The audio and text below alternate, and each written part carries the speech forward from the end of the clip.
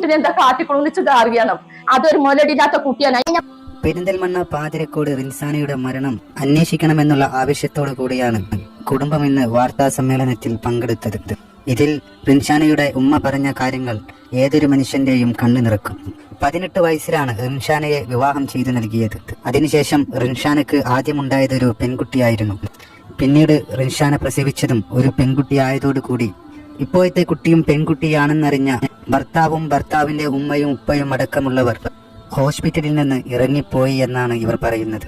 സാമ്പത്തികപരമായി പിന്നോക്കം നിൽക്കുന്ന കുടുംബം ഹോസ്പിറ്റലിലെ ബില്ല് സെറ്റിൽ ചെയ്യാൻ വരേക്കും വളരെ വലിയ പ്രയാസം സഹിച്ചു എന്നും അതിനുവേണ്ടി റിൻസാനയുടെ എന്തെങ്കിലും സ്വർണം ആവശ്യപ്പെട്ടപ്പോഴും അവരത് നൽകിയില്ല എന്നും ഇതേ ചൊല്ലി സംസാരിച്ച റിൻസാനയുടെ ഉപ്പയെ റിൻസാനയുടെ ഭർത്താവും സഹോദരനും വന്ന് തല്ലി എന്നൊക്കെയാണ് ഈ ഉമ്മ സമൂഹ മാധ്യമത്തിൽ പറഞ്ഞത്.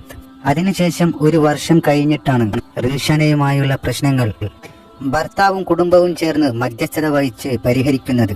അങ്ങനെ ഭർത്താവിന്റെ വീട്ടിലേക്ക് പോയ റിൻസാന കഴിഞ്ഞ ഡിസംബറിൽ വീട്ടിലേക്ക് വന്നപ്പോൾ ഡിസംബർ അവസാനത്തോടു കൂടി വീണ്ടും ഭർത്താവിന്റെ വീട്ടിലേക്ക് തന്നെ തിരിച്ചു പോകുമ്പോൾ തന്റെ ഉമ്മയോട് പറഞ്ഞ ചില കാര്യങ്ങളുണ്ട്.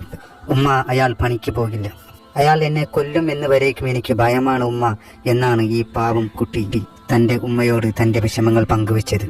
അങ്ങനെ ഭർത്താവിന്റെ വീട്ടിലേക്ക് പോയ റിൻസാന കഴിഞ്ഞ ജനുവരി 5-ന് മരിച്ചെന്ന വാർത്ത കേട്ട് റിൻസാനയുടെ മൃതദേഹം കണ്ട ഉമ്മ പറഞ്ഞത് ഇങ്ങനെയാണ്: എന്റെ മകളുടെ കവിളത്ത് മർദ്ദനമേറ്റ പാടുകളുണ്ടായിരുന്നു, നെറ്റിയിലും നാഡിയിലുമെല്ലാം മുറിവുകളും ഉണ്ടായിരുന്നു. സാധാരണ കാണുന്നത് പോലെയല്ല അവളുടെ കഴുത്തിലുണ്ടായ അടയാളങ്ങൾ.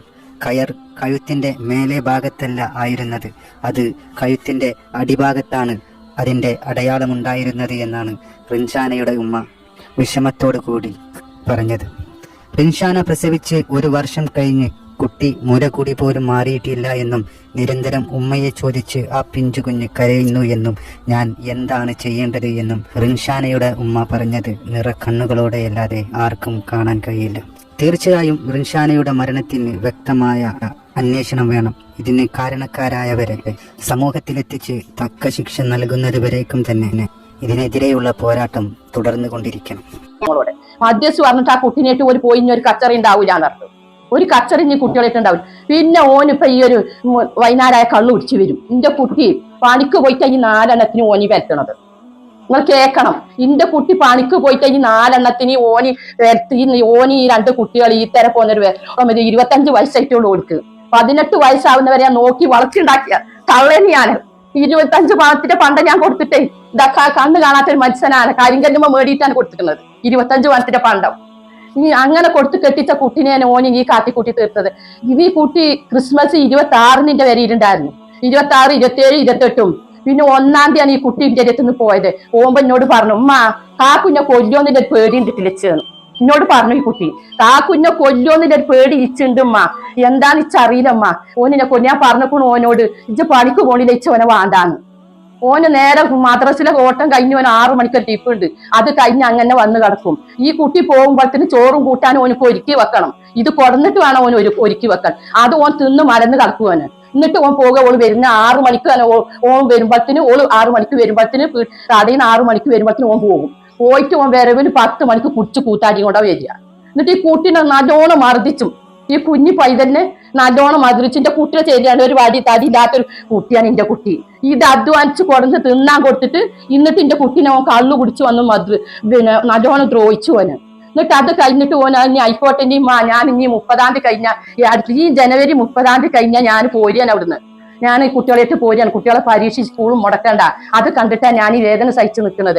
അതുകൊണ്ട് ഞാൻ പോരുകനുമ്മാന്ന് പറഞ്ഞു ഓളിനോട്. അപ്പൊ ആയിക്കോട്ടെ ഉമ്മാടെ കുട്ടി എന്നാ പോകുന്നാളാ, ഈ തല്ലും കുത്തിച്ച് കണ്ട് നിൽക്കണ്ട ഞാൻ ഓളോട് പറഞ്ഞു.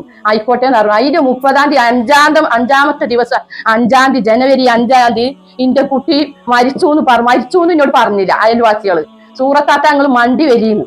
എന്താ റിൻസുവിന് പറ്റിക്കണോ നിങ്ങൾ മണ്ടി വരി. ഞാൻ മൗലാനി ചെന്ന് കണ്ടപ്പോ ഞാൻ എന്റെ കുട്ടീനെ കണ്ടപ്പോ മുടിയും തലയൊക്കെ ഇങ്ങനെ വെതറിയിട്ട് ആഴെ കെട്ടിച്ചല്ലേ മുടിയും തലയൊക്കെ വെതറിയിട്ട് പിന്നെ ഇവിടെ അടിച്ചിട്ട് നീല കളർ, ഇവിടെ അടിച്ചിട്ട് നീല കളർ, ഇവിടെ അടിച്ചിട്ട് ഇവിടെ ഒരു പൊട്ട്, ഇതാ ഇവിടെ ഒരു പൊട്ട്. ആ പൊട്ട് ഫോണിൽ ഇതിൽ താനിങ്ങള്. പിന്നെ കയറ് ഇവിടെ കിടക്കുന്നത്, തൂങ്ങിയ കയറ് എല്ലാവരും കിടക്കണെങ്കിൽ ഇവിടെ ഞാൻ കണ്ടുകൊണ്ട് തൂങ്ങിയാല് ഇവിടെ ഞാൻ കുട്ടിയുടെ കയറ് കിടക്കുന്നത്. അപ്പൊ ഓൻ എന്താ ഇന്റെ കുട്ടീനെ കാട്ടിക്കണോന്ന് ഇല്ലത് ഈ ചറിയണം.